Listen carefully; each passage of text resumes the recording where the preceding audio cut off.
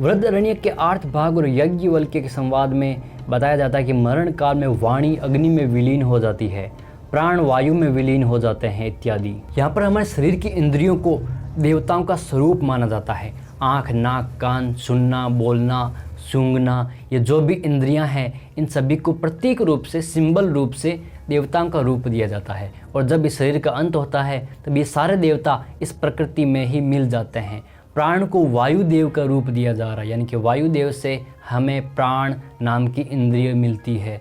सूर्य और चंद्रमा से हमें आँखों को देखने की जो शक्ति है वो इंद्रिय मिलती है। और जब हम मरते हैं तब ये सारी इंद्रियां अपने अपने देवताओं में शामिल हो जाती है। यानी कि हमारे सेंसेस को यहाँ पर समझने का, सिंबॉलिक रूप से समझने का प्रयास किया जा रहा है। आँखों को सूर्य देव की इंद्रिय इसलिए बताया जा रहा है क्योंकि सूर्य के बिना हम कुछ नहीं देख सकते। जब प्रकाश ही नहीं होगा तो अंधेरे में हम क्या देखेंगे। तो सूर्य का प्रकाश ही एक तरह से हमारी आँखों को देखने की शक्ति देता है, इसीलिए आँखों को सूर्य का इंद्रिय या उसका अंश बताया जाता है। हमारे सुनने की कैपेसिटी को दिशाओं का अंश माना जाता है। दिशाओं को भी देवताओं का रूप दिया गया है, यानी कि इन दिशाओं से ही हम सुनते हैं। यानी कि किसी दिशा से कोई आवाज़ आ रही है तभी तो हम सुनेंगे। इसीलिए हमारे सुनने की क्षमता यानी कि इस इंद्रिय को दिशाओं से जोड़ा जाता है। अब धीरे देखिए किस तरह से इन चीज़ों को मिलाया जाता है, किस तरह से डोर से डोर बांधी जा रही है।